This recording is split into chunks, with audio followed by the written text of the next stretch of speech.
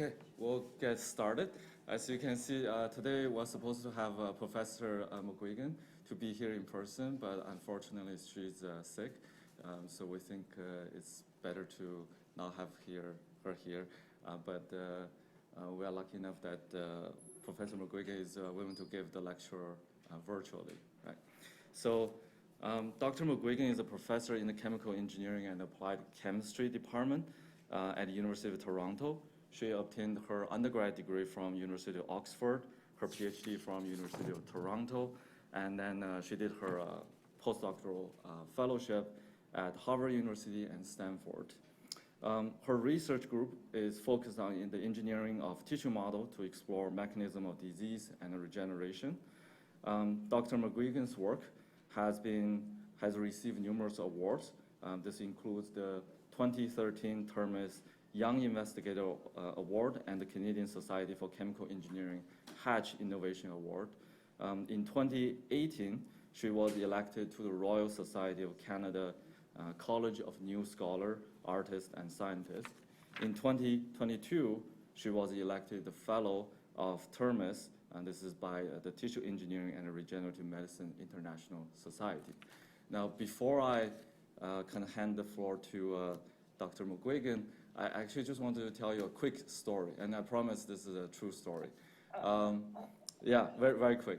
So Xuanzi and Dong, they're my graduate student, and then when they first arrived started at McMaster, in their first year, they attended our department conference in Milchak, right? And they presented a poster. For those of you who don't know about our lab's research, we do tissue engineering, so we make human tissues. So obviously, when they present their poster, they'll be talking about this tissue, that tissue, right? And then someone in the audience asked them a question. He was saying, "What do you mean by tissue? Are you talking about tissue papers?" Right? That was such a shock to them because that's when they realized their audience is so different from them. But in the Department of Chemical Engineering, this is not that surprising because we do have a pretty broad range of research. We do have a lab that works on making better, paper. My point is, tissue paper sounds very different from human tissues, but today you are in for a real treat because Professor McGuigan is going to tell us how we can learn from tissue paper to make better human tissues. So with that, I would like to welcome Professor McGuigan here. Oh, thank you, my young friend. That's a great intro. And thank you for the introduction, the invitation to come here. I'm sorry I wasn't, let me put this so I just see me maybe. Sorry, I wasn't able to come down. There's been like a variety of sickness in my house, so I thought it was better to just do it virtually. So what I'm gonna do today is just talk to you about kind of some of the cellular models that we've developed to think about disease heterogeneity. And, a lot of this is really based on a problem that some of you may know about related to how inefficient and expensive it is to discover new therapies and develop drugs that actually go into people.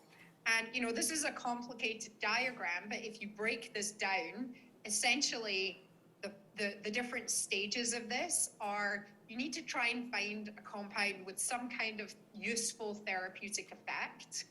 And so, you may do this in animal models and cell culture models. And then you need to check it's not toxic. And so you would do this in animals. And, this is all prior to the drug going into a person. So is it going to be effective for the disease that you want to treat and do something useful? And then, is it toxic? Can we put it in the animal and it doesn't cause kind of problems in other tissues?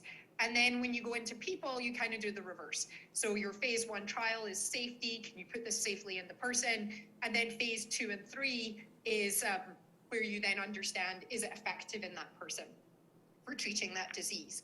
So, if these two clinical trial stages are what really bring this cost up, so this is really expensive. So if you have models early on that predict the success in these clinical trials, then you could potentially make this process a lot more efficient.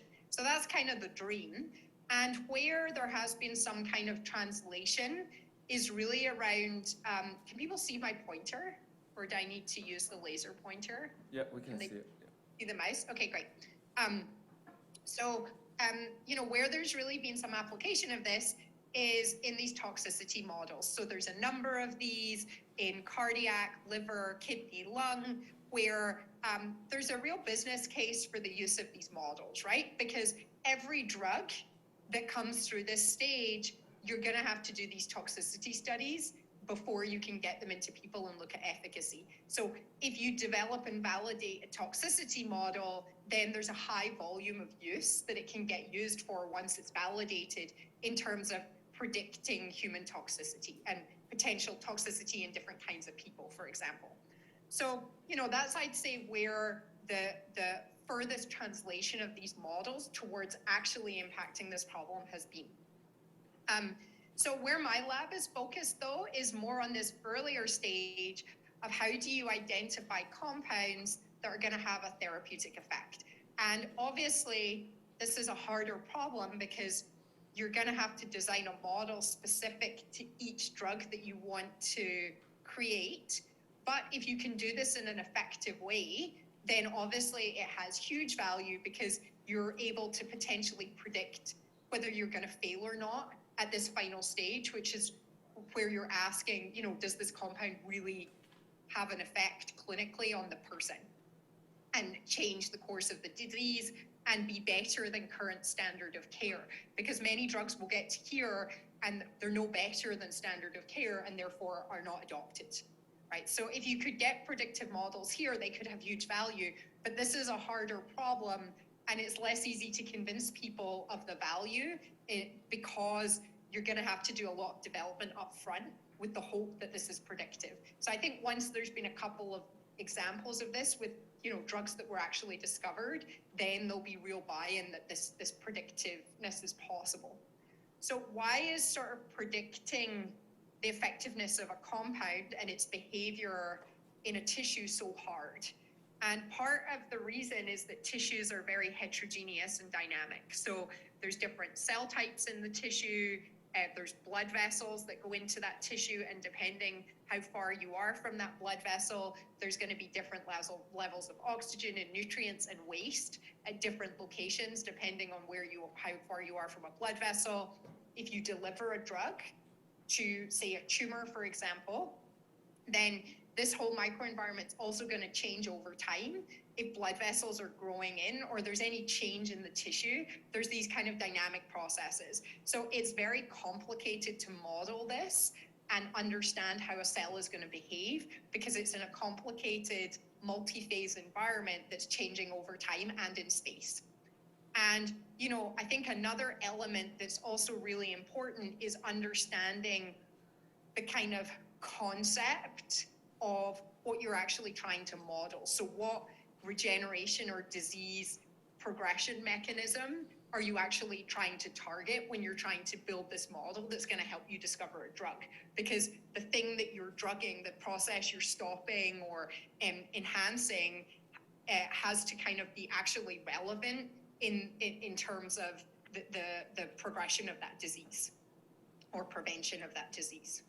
So the way that we have sort of thought about this is that you're kind of balancing, when you build a model, you're going to have a suite of models that you need to use, and they are useful for different purposes, and there's trade-offs. So, and that trade-off is really linked to kind of the complexity of the biology that you can model and its relevance to human disease. So in the very simple case, you have these 2D monolayers, which in the context of cancer, we have been able to discover many chemotherapies using just cells growing on a 2D dish, okay? And part of the reason for that is they're very easy to use and they allow really, really high throughput data acquisition. So, the complexity of the biological questions you can ask is limited, but you can do it in a really rapid way, so it still makes the system useful. And then on the other end of the spectrum, you have animal models where you can ask about much more kind of complex biological phenomenon, but they're much harder to develop and use. The time scale is much longer, it's much more expensive, and it's harder to acquire data unless you go to very sophisticated systems where, you've got a window in the mouse and you can watch what's going on. So And also, there is a limitation in that you're not studying human biology. So then, our hope is that these organoid or engineered tissue models are somewhere in between, that you can study certain kinds of complicated biology and maybe not everything that you could do in an animal yet, at least.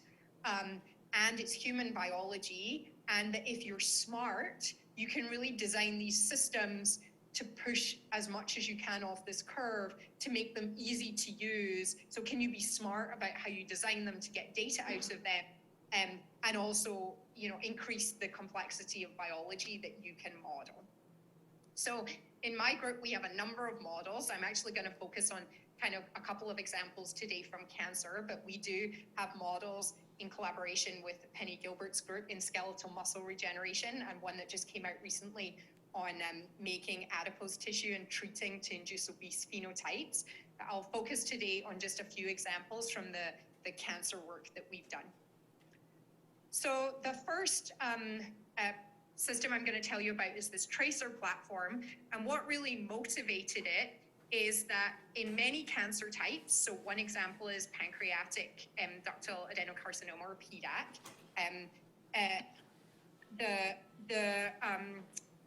the level of hypoxia in your tumor correlates with poor prognosis. So the more hypoxia in the tumor, the less chance you have of survival. So there's some effect of this hypoxic, so low oxygen environment on the behavior of the cells. So and this is, in many tumor types. So could we mimic this?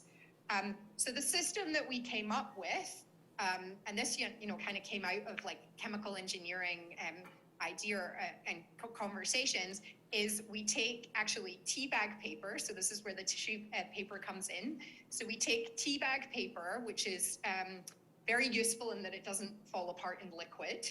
And we infiltrate into this teabag hydrogel, so a jello-like material, with our cells of interest to form this biocomposite strip. And then we take this strip and we roll it around an oxygen impermeable core. So this is capped here and here. So you generate this stacked structure of layers where oxygen and nutrients can only access the stack through this outer surface, okay? So then you have progressive consumption through these layers.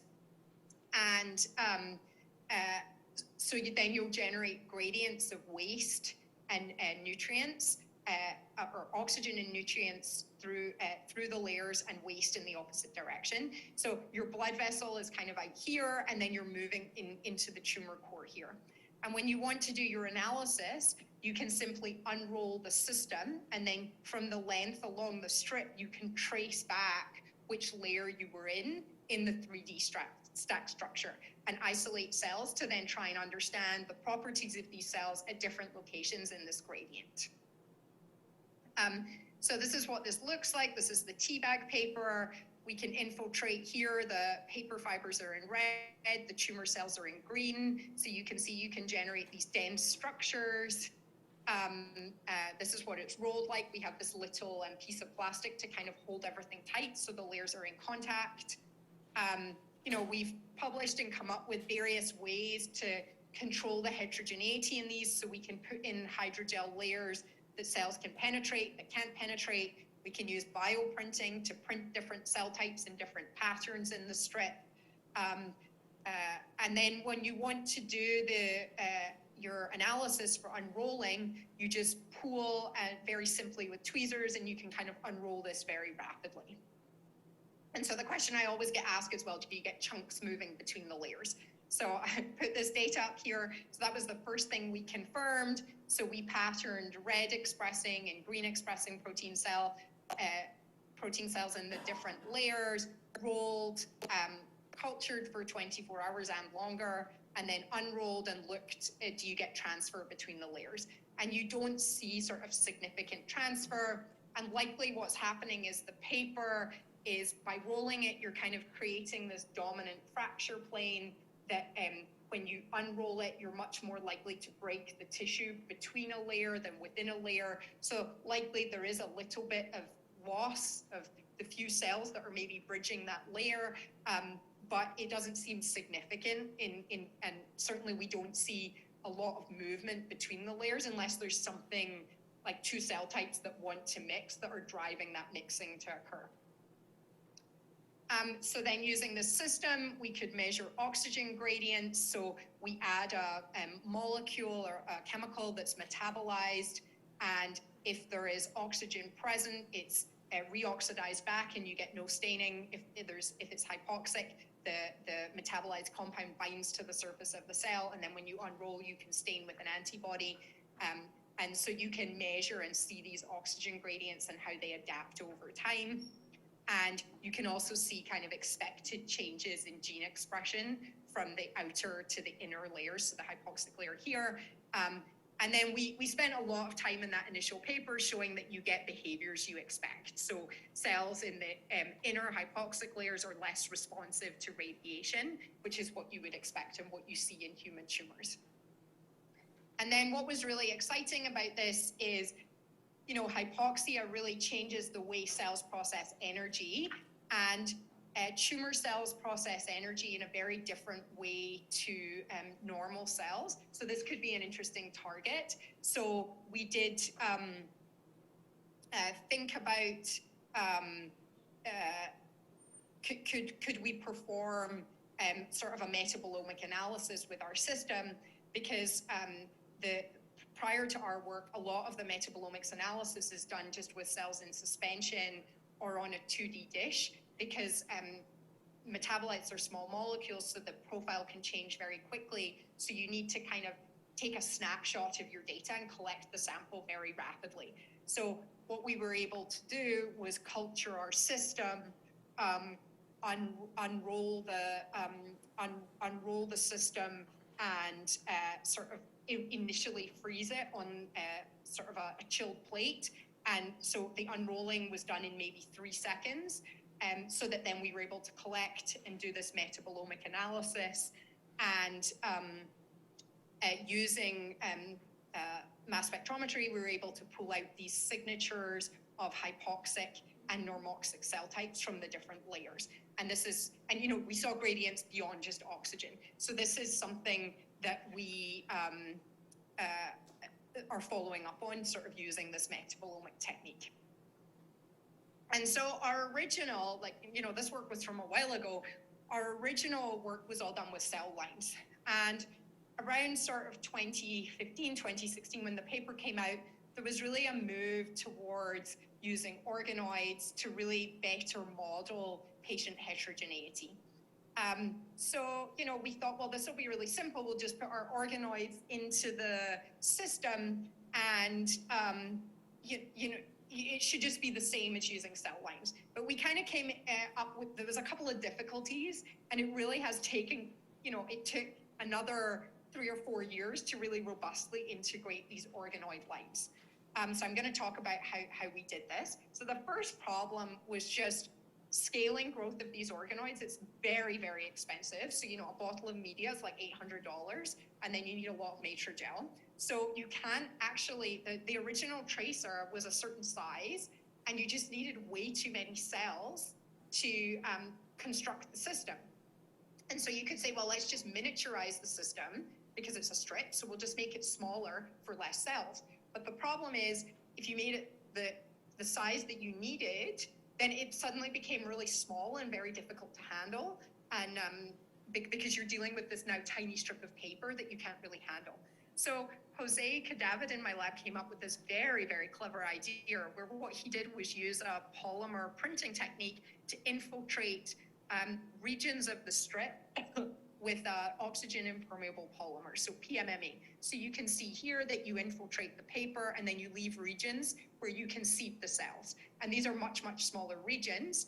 So then when you roll the system, all the kind of slices of the cake that have cells align, and now you have a miniaturized system in the sense that you can use way less cells by only having a quadrant of your whole circumference that contains cells, and the rest has this oxygen impermeable polymer. So it's the same size physically, so you can handle it the same way as you handled the original cell line tracer.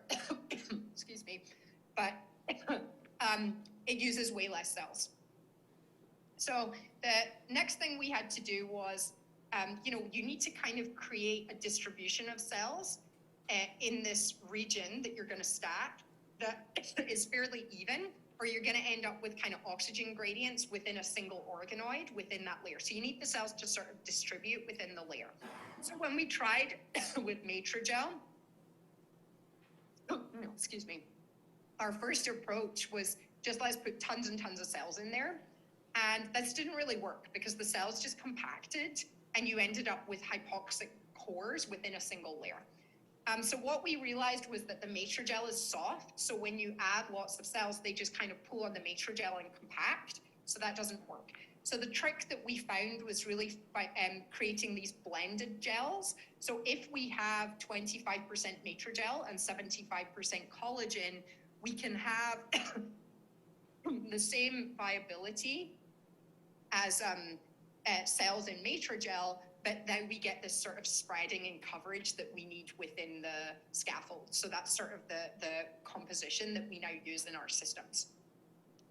So then once we were able to actually construct these things, we then sort of repeated a number of the assays that we'd done in our cell line model. So again, we can generate these oxygen gradients that are measurable. We see these responses in oxygen responsive gene expression that you would expect. And then we see these kind of functional readouts as well that map to what's expected. So you see decreased proliferation from the outer normoxic to the inner hypoxic layers. You see an increase in cell death over time. And then you see, this was now with a drug, this decreased response to therapy. So the cells remain more viable in these inner layers and non-responsive to the drug. And that's probably some combination of their phenotype and penetration of that drug in. So that's something we have not looked at yet. So, what we were also interested in is these hypoxic environments are associated with immune suppression. So the immune cells come in and they work less well in these hypoxic environments. And, this is interesting with this sort of push towards these immunotherapies that really are quite transformative in some cancer types. So we wanted to understand, can we see any evidence of this immune suppression in our model, that we could use this model to sort of start thinking about those kind of problems? And, potentially find things that alter interactions in this environment that maybe enhance an immunotherapy. So when we looked at the expression of certain markers in the organoids that are linked to immunosuppression, we did see sort of expected changes, so increases in level of VEGF expression and PD-L1. And when we submitted the paper, sorry, I might have to grab some water. When we submitted the paper, the reviewers, I think it was good, really pushed us to think about, well, could you show a more functional readout? Because, this is just gene expression. So we did two things, and I think we learned actually a lot from this experiment.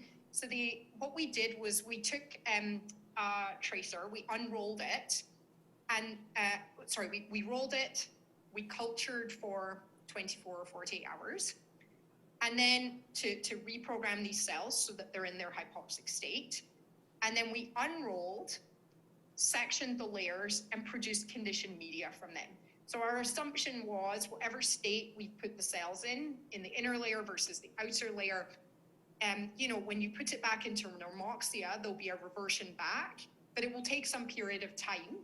And is there a window where we can either culture these strips with other cells or generate conditioned media from them that we are able to sort of see functionally the differences that those cells and the properties of those cells from the different environments before they kind of revert back to the normoxic phenotype. So we were able to do this. So we generated the conditioned media and put it onto these macrophage cells, and then looked at the properties of these macrophage cells for markers that tumor cells can drive macrophages into these tumor-associated macrophage expression profiles. So that's sort of some of the molecules that we're looking at here. So you can see that you see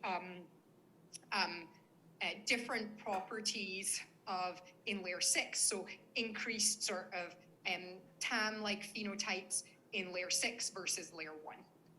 And then we also did sort of direct co-cultures where we co-cultured these layers with this T-cell line. So, these are not T-cell, they're, some kind of model of a T-cell.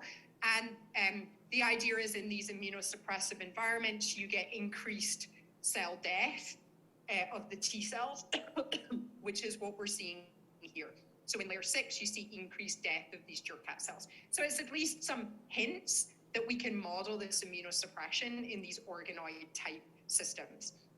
And sort of moving forward, what we've done recently is to try and really understand the reprogramming that's going on across these layers. So we created the organoid strip, we rolled and cultured for 48 hours, we unrolled and sectioned, and then collected the cells from each layer and have performed this single cell RNA-seq analysis. This is in progress where we are seeing changes in the clustering and populations that we're seeing across the layers. Obvious ones make sense. So hypoxia, which is cluster 1, you can see there's an increase in these orange cells as you go to the deeper layers. And there's a decrease in these cell cycle progression clusters as you go into the inner layers because there's less proliferating cells. And there's some clusters that seem insensitive to microenvironment, so that's kind of an interesting group that we're looking at. So this is more to come soon. And then the other place we're kind of taking these model is to actually directly incorporate the immune cells. So we spent a lot of time sort of incorporating these human blood-derived macrophages where a lot of time actually just optimizing the media conditions so that we can sprinkle, generate the organoid biocomposite strip, sprinkle on these macrophages at a certain time. You can get good contact, and because the strip is so flat, you get good distribution of those cells and kind of good mixing between the organoid and the immune cells. And, our kind of preliminary data is that the macrophages move towards this more tumor-associated macrophage phenotype when they're in co-culture with the organoid cells by a number of markers, and vice versa, the organoids start expressing markers that they should express in the presence of the immune cells. So we're kind of replicating known expression patterns before we look for new things.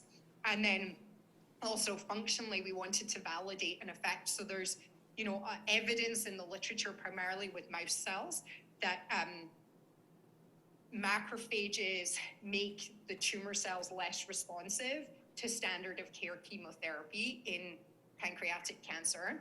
So we have shown that if we make these co-cultures with the immune cells and the organoids versus just the organoids, and we treat with gemcitabine, which is the standard of care, you see the shift in the IC50. So this is the sensitivity of the tumor cells to the drug. You see this shift, and this is with no rolling or diffusion problems. We've also looked at this in the rolled culture, but you see this shift. So it does seem that the co-cultures are producing these functional changes in the organoids in terms of response to therapy that mimic what you see in patients. So this is sort of exploring these macrophage tumor interactions is sort of an area that my lab is focused on right now. So just to summarize, the advantages of this tracer system are you can really program the organization you want at the beginning, and then you can stratify either live or fixed cells from very specific environments to do functional assays downstream. So these are the use cases and the kinds of questions, that need this functionality are the ones that are kind of worth developing the platform for, because the real limitation is that it's very low throughput, right? So maybe you can make 6 or 12 of these. You certainly can't make hundreds.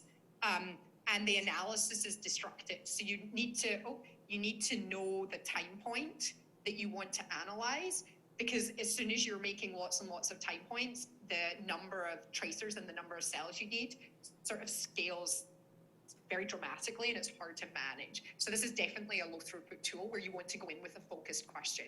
And our focus right now is thinking about, could we find things that could enhance and sort of modulate this immunosuppression to then enhance an immunotherapy. Okay, let me just blow right this here.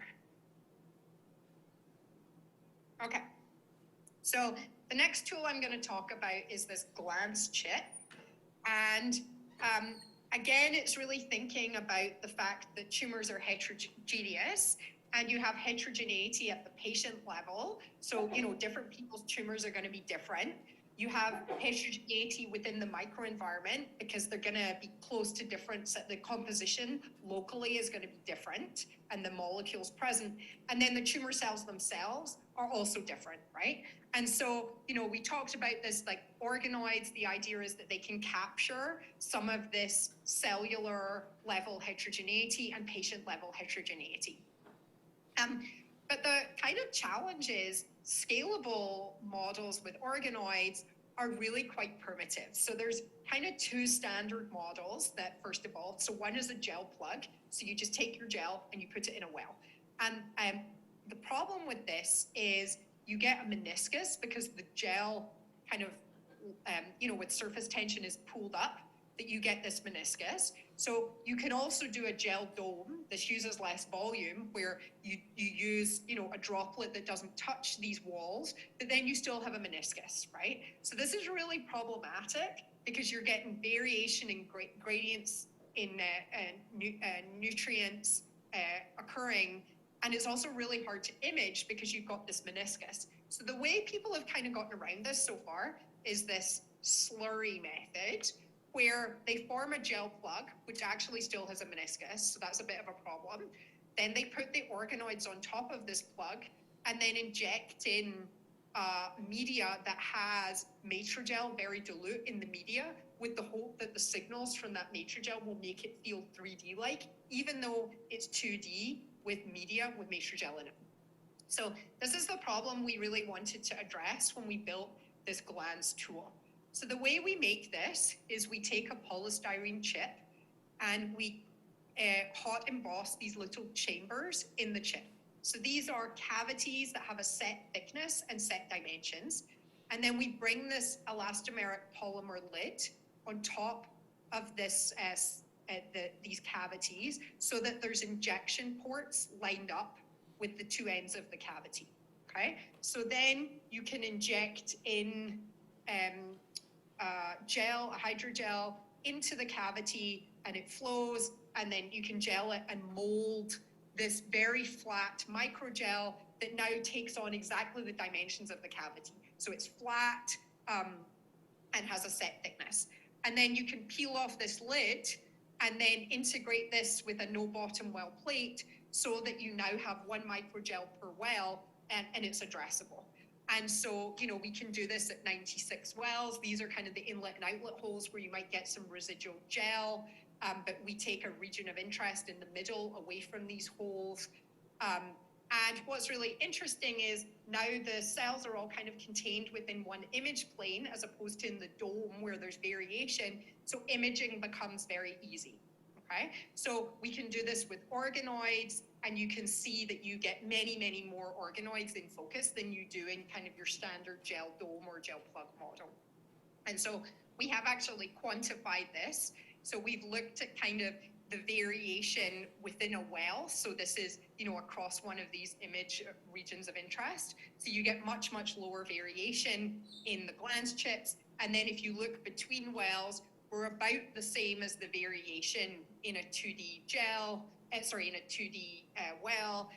We're similar to the variation in a gel plug, but these gel plugs had to use a lot more material because you have to allow for that meniscus than glance. So we feel like this is still an advantage, and then we're much, much better than gel domes, which use the same volume of material as the 96 glance.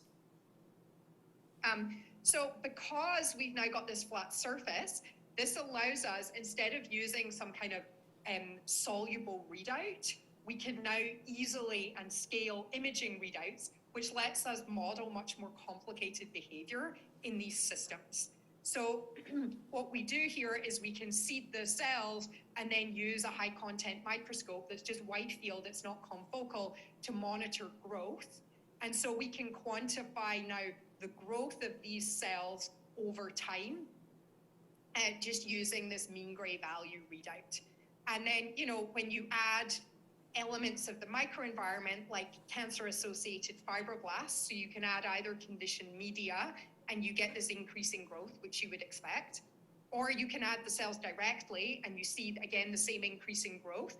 But now, because you've got imaging as your readout, you can actually look at the growth in the different cell types, you can look at morphology changes and capture much more than just cell number, and you can decipher the tumor cells versus the fibroblast cells because this is image-based data. So we developed this system and we really wanted to think about this sort of disease progression in the context of heterogeneity, because when you add the drug, the tumor is going to change. So typically when you treat people, you give the drug and you kill some number of the tumor cells in that patient's tumor. And then some number survive for whatever reason, right? And these cells have different names: drug-tolerant persister cells, cancer stem cells, dormant cells. These are cells that somehow, either in response to the drug or they had these properties anyway, they're in an environment that induces protection from that drug. So there's, you take away the treatment, you've got the dead cells, but then over time you have regrowth of these populations. And it's this regrowth, these cells are often resistant to the initial drug.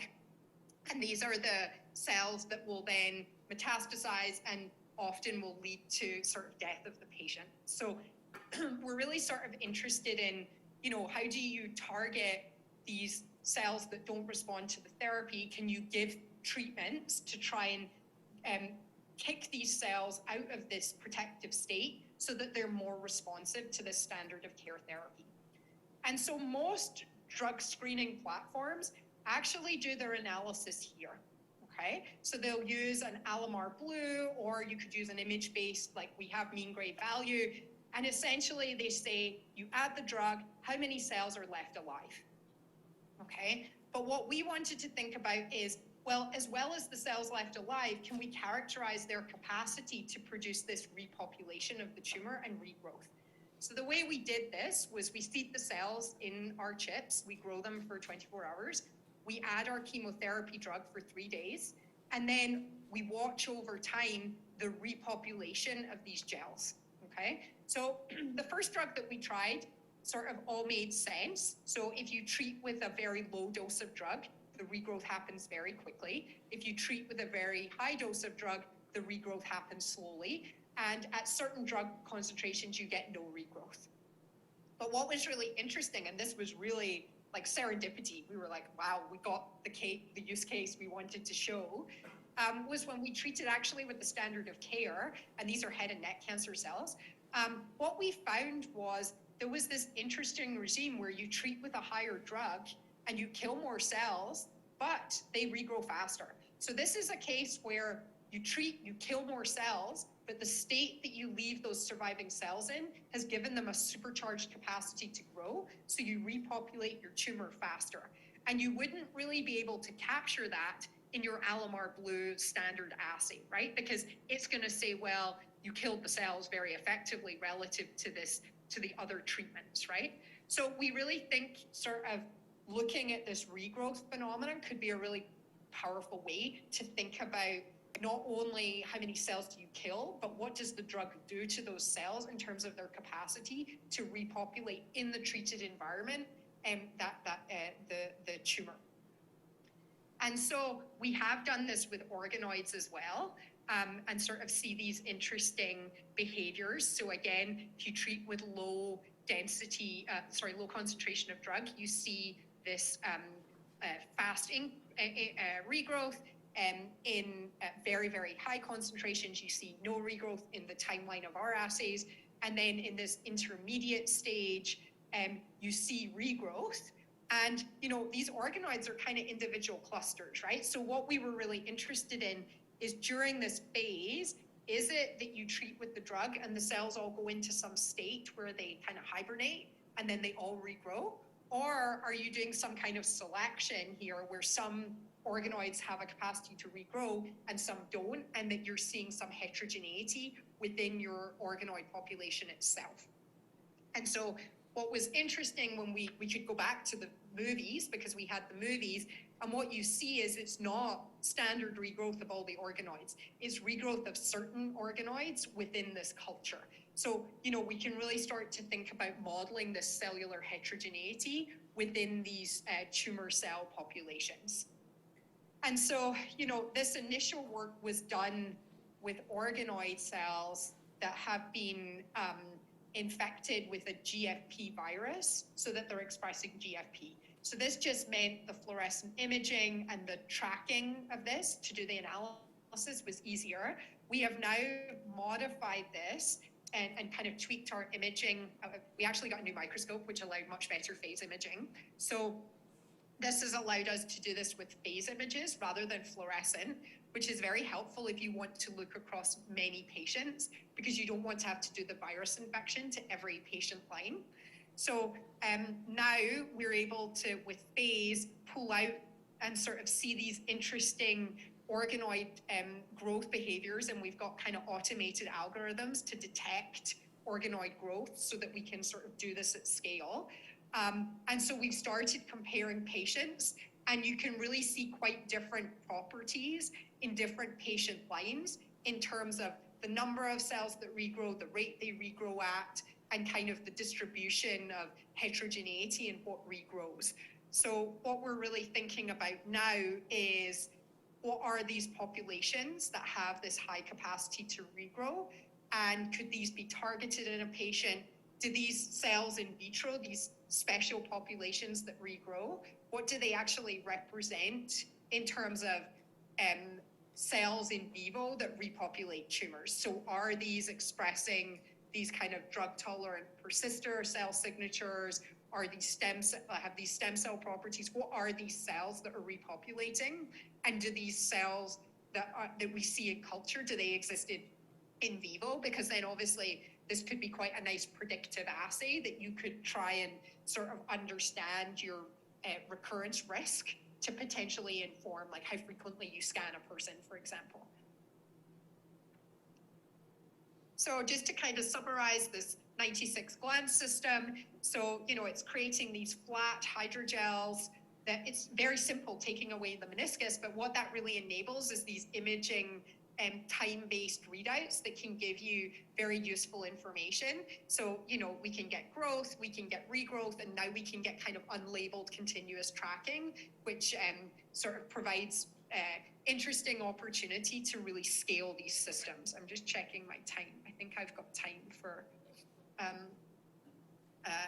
So, the advantages are we can do live imaging. I talked about regrowth. We've also got an invasion assay.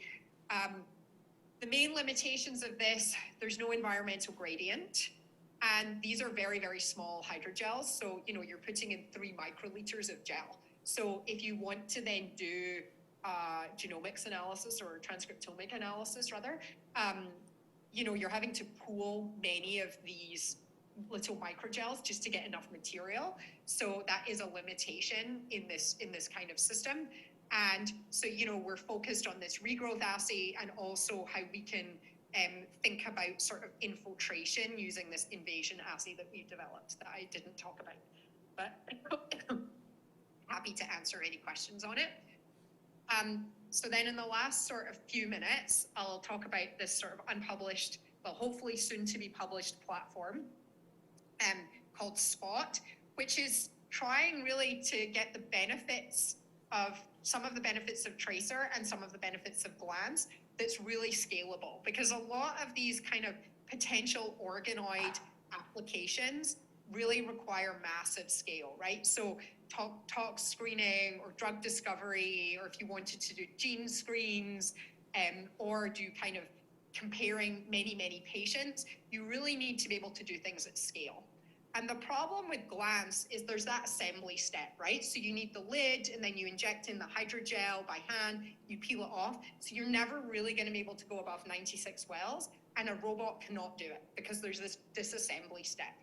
So what we wanted to do was build on all this kind of bioprinting expertise that we had with the paper, and think about, well, the paper also acts as a way to kind of mold the flow of this hydrogel to create structures with no meniscus that you can image, okay? So glance worked so well because we just molded the hydrogel with a lid so that there was no meniscus, and there's no paper there, it's just hydrogel.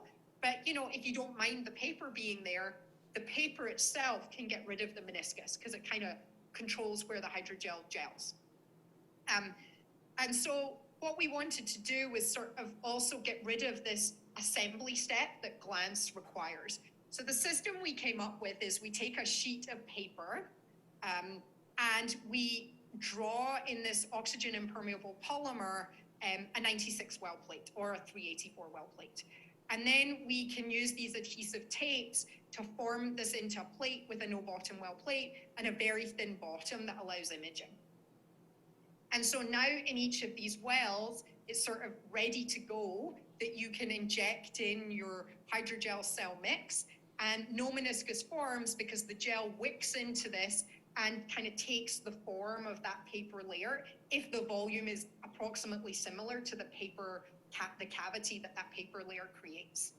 And so then you can image in situ. So there's no disassembly here, like in the tracer system, but you can sort of really think about scaling this system and automating everything.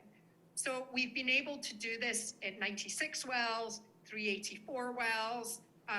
We sort of have characterized the variation. So this is, you know, the cell distribution in one of these 1.5 microliter spots with the paper. So you can see you get really nice distribution of the cells. And when you make a hydrogel plug, first of all, to get the plug, you need 5 times as much liquid, and you get much, much more variation in the cell distribution within this individual well because of this meniscus effect. And so we've sort of quantified sort of variation between wells and within wells, and you know, we can get very, very tight results by just using the paper to distribute the hydrogel evenly and the cells in it evenly. And so we can monitor organoid growth. And in fact, I'm not showing it here, we can monitor regrowth as well, again, using these image-based readouts. I think phase with this system would be too hard. I think the kind of problems you would use spot for would be probably not patient variation, at least in this sense, because you probably do need the fluorescent organoids to be able to kind of decipher them from the paper fibers. And then we can do these drug assessments, and we've kind of compared the standard Alamar Blue assay with our image-based readout. And so you can get very similar readouts using the plate reader versus the microscope. And, you know, suddenly you can do one organoid against 5 drugs with a 12-point titration curve to get these IC50 values. So, you know, this is a very powerful system in terms of being able to scale it. And then, you know, this is actually the robot we have. We're sort of very close to having the papers being submitted, so we'll see what the reviewers say, to sort of use robots to print all these things. So then one really can imagine building a 384 well plate